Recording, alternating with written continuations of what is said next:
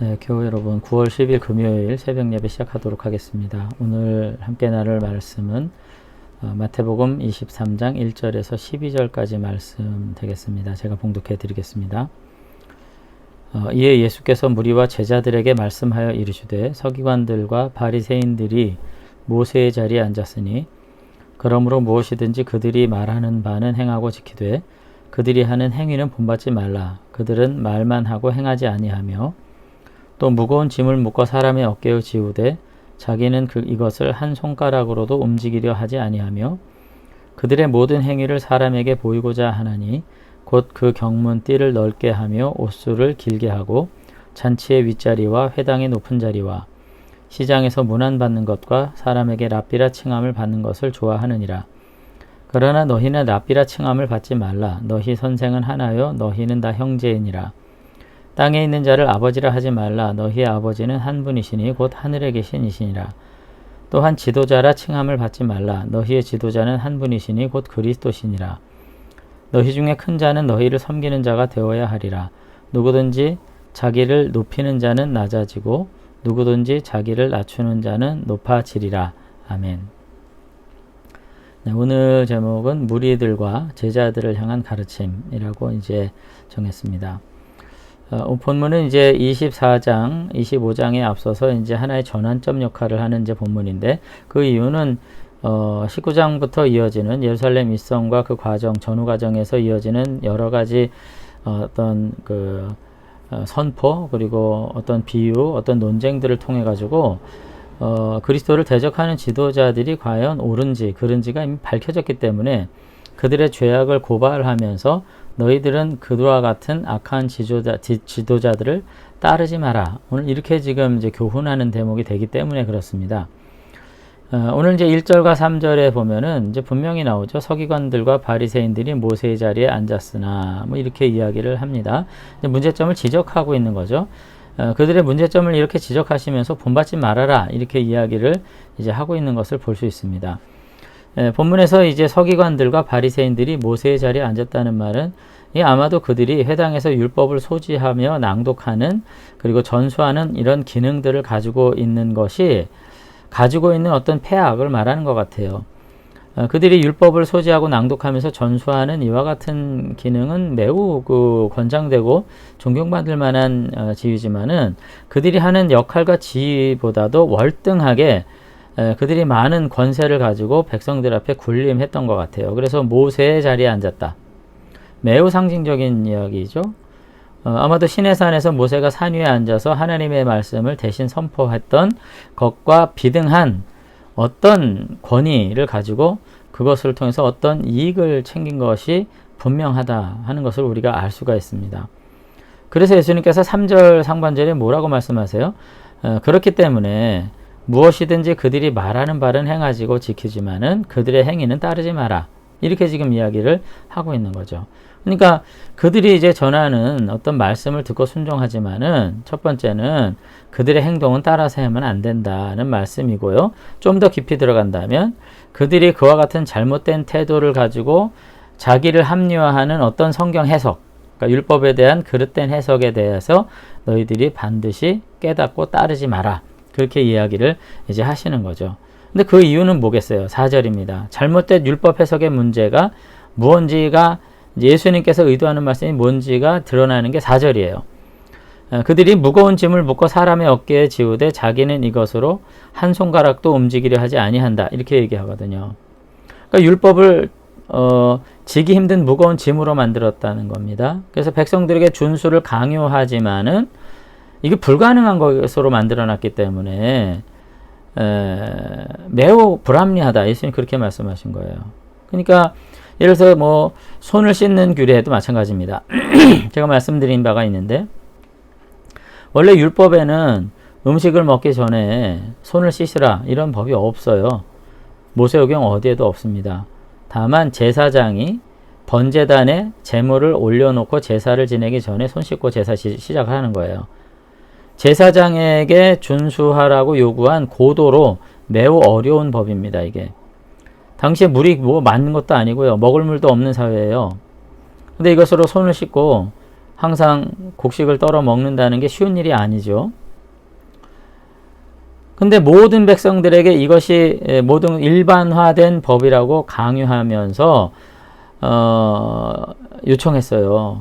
그러면 이게 어떻게 되냐면 이제 이것을 모든 백성에게 준수하도록 강요한 나머지 어떤 분은 할 수 있지만, 부유한 분, 물이 넉넉한 분, 여유가 있는 분은 할 수 있지만 도저히 이거 할 수 없는 사람들이 있어요. 죽었다 깨나도.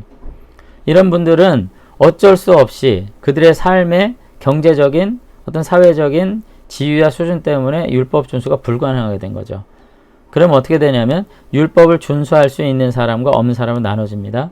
율법을 준수한 사람만이 굉장히 고결하고 고귀한 상류 계층이 되고 나머지는 하위 계층이 되는 거예요. 오히려 율법을 통해 가지고 거룩과 순결 그리고 하나님의 뜻을 이뤄가는 것으로 사실은 율법을 만든 게 아니라 이와 같이 무거운 규례를 만들어서 사실 특권화된 자신들의 지위를 더욱 드높이기 위한 이와 같은 해석을 바리새인들이 했던 겁니다. 오늘날도 마찬가지예요. 법이라는 거는 백성들이 준수 가능하도록 만들어야 됩니다. 도저히 준수할 수 없는 너무나도 그 강력한 법을 만들어 가지고 백성들에게 세금을 그것으로 거둔다든지 그것으로서 백성들의 삶을 피폐하게 한다면 그거 악법이에요. 지금 예수님이 문제로 삼는 것은 뭐냐면 율법의 의미는 다 상실돼 버렸다는 겁니다. 바리새인들 때문에. 너무나도 그 강력한 상위 계급이 지어야 될 율법을 일반화를 통해 가지고 해석함으로써 모든 백성들이 다 율법을 어긴 사람들로 만든 거예요. 실제로 율법은 그렇게 요구하지 않는데도 불구하고. 그래서 예수님의 제자들조차도 배고파가지고 곡식을 이제 비벼 먹는데 왜 손 안 씻냐? 왜 안 씻게 먹냐? 이렇게 말함으로써 너희들은 율법을 지켜야 하는 하위 계층이다. 이류 백성이다. 이류 시민이다. 지금 이렇게 정죄하면서 자신의 의를 자랑한 거 이거 옳지 않다는 것입니다. 그러면서 더 나아가서 지금 어떻게 했냐면은 무거운 짐을 묶어 사람의 어깨에 지우되 자기는 이것으로 한 손가락도 움직이려 하지 아니하며 이렇게 말해요. 여러분 그 백성들이 그 어려운 법을 지키기 위해서 노력하지 않은 것도 아니에요. 보면 그 어려운 법을 마음으로 믿고 그대로 순응하기 위해서 온갖 노력과 고초를 다 취하지만 바리새인들이 정한 기준에는 오르지 못하는 거예요. 그랬을 때는 어떻게 해야 돼요? 그들의 내면의 동기를 인정하고 자비로 반응해야 되죠. 근데 손 하나 까딱하지 않고 내버려 두는 거죠. 바리새인들의 내적인 동기는 모든 백성들이 율법을 지켜서 하나님의 나라가 도래하게 되기를 원한다고 표방은 하나 사실은 자신들만이 그러니까 평민 귀족 계층이죠. 율법을 지킬 수 있도록 규정하고 그 사이클, 그 범주 안에 어느 누구도 들어오지 못하도록 자기들만이 존경과 높임을 받기 위한 그와 같은 태도를 가졌다고 예수님이 그들의 중심을 꿰뚫어 보고 계시는 것입니다. 그래서 5절부터 이제 그 구체적인 행위가 나와요. 그들의 모든 행위를 사람에게 보이고자 하나니 곧 경문의 띠를 넓게 하고 옷수를 길게 하고 아주 거룩해 보이는 복장을 한다는 거예요. 잔치에서는 언제나 윗자리, 회당에서는 언제나 높은 자리 앉고 시장에서는 문안 받는 거 좋아하고 랍비라 칭함 받는 거 좋아하고 이렇게 하는데 니네들 그러지 마라. 이런 거 다 불의한 거다. 그렇게 말씀을 하시는 거죠. 이 바리새인들과 서기관들의 태도는 예수님과 완전히 대조가 됩니다. 예수님은 뭐라고 말씀하셨나요? 마태복음 20장 28절에도 말씀하셨지만 인자가 온 것은 섬김을 받으려 함이 아니라 도리어 섬기려 하고 자기 목숨을 많은 사람의 대속물로 주려 함이니 라고 말씀하셨어요. 오히려 섬기려 하셨어요. 수고하고 무거운 짐진 자들아 다 내게로 오라. 내가 너희를 쉬게 하리라. 이렇게 하셨어요. 내 멍에를 지고 내게로 배우라. 내 멍에는 쉽고 가볍다. 이렇게 말씀하신 이 모든 이유는 바리새인과 서기관들의 악의적인 태도, 악의적인 성경 해석에 대한 반론, 이론 제기였던 것을 우리가 알 수가 있습니다. 결국 이 단락에서 무리들과 제자들은 사실은 특정 계층이죠. 전 국민이 아닙니다. 예수님께서 자신을 따르던 제자들과 무리들에게 너희들 서기관과 바리새인들 따라해서는 안 된다. 랍비라 불리는 거 좋아하지 마라. 아버지라 지도자라 불리는 거 즐겨하지 마라. 진정한 선생과 지도자는 그리스도 메시아 한 분뿐이고 진정한 아버지는 여호와 하나님 한 분뿐이다. 너희들은 모두가 형제다. 지금 이렇게 규정하신 것을 이제 볼 수가 있습니다. 이 말씀에 대해서 우리가 이제 깊이 생각을 해봐야 되죠. 오늘날 교회가 점점 변질되는 게 뭐냐면 특별한 호칭을 좋아해요. 목사면 되는데 그걸로 만족이 안 돼요. 장로님 하면 되는데 그걸로 만족이 안 되고, 권사님 해도 사실상 너무나도 거룩한 존칭인데 그걸로 만족이 안 됩니다. 특별한 수식어를 필요로 해요. 여러분, 깊이 경청해야 될 부분입니다. 사실상 그 직에 합당한 소명으로서 내가 충성하고자 하기보다는 명예직화된 거, 그리고 그것을 이해하지 못할까봐 부가적인 설명을 붙이려고 하는 것, 이거 사실상 하나님께서, 예수님께서 기뻐하시지 않은 거죠. 네, 우리가 다시 한번 생각할 필요가 있고요. 그러면서 이제 11, 12절에 결론적으로 이제 어떤 원리적인 이야기를 하십니다. 이것도 여러 번 반복됐던 말씀이기도 한데, 11절에 보니까 너희 중에 큰 자는 너희를 섬기는 자가 되어야 하리라. 누구든지 자기를 높이는 자는 낮아지고 누구든지 자기를 낮추는 자는 높아지리라. 이렇게 말씀하시면서 예수님께서 추구하시는 삶의 스타일을 다시 한번 제시하고 있습니다. 이것은 서기관들과 바리새인들의 경향과는 정반대였던 것이죠. 결국은 서기관과 바리새인들과 예수님은 별거 비교될 수 없는 분, 그리고 그들의 가르침이 얼마나 세상과 정말 세속 가운데 물들어 있는지를 여실히 보여주는 그러한 본문이 될 것 같아요. 그래서 오늘 우리들도 말씀을 우리가 읽는다, 묵상한다, 전한다, 나눈다 하면서 사실 무슨 짓 하고 있는지 우리가 좀 돌아봤으면 좋겠습니다. 우리의 중심 가운데 특별한 무엇이 되고자 해서 오히려 그것으로, 말씀으로 그 수단 삼는 것은 타락의 한 징표예요.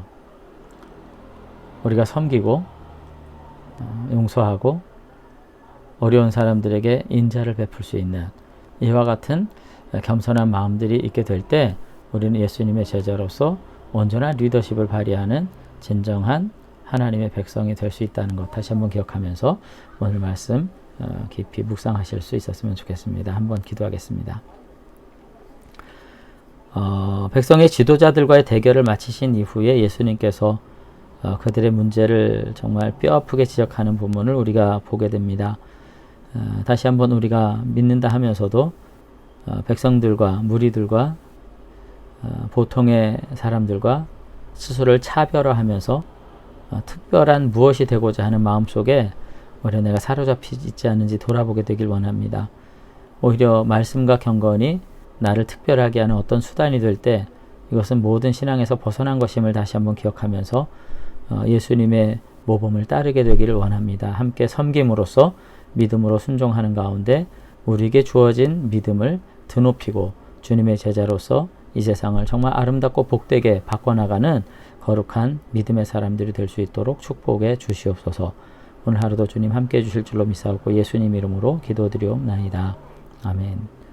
네, 오늘 예수님의 말씀 깊이 묵상하면서 우리의 삶의 변화를 다시 한번 통해서 주님 앞에 믿음으로 나가는 저와 여러분들이 되시면 좋겠습니다. 오늘 하루 평안하시기를 주의 이름으로 축원합니다.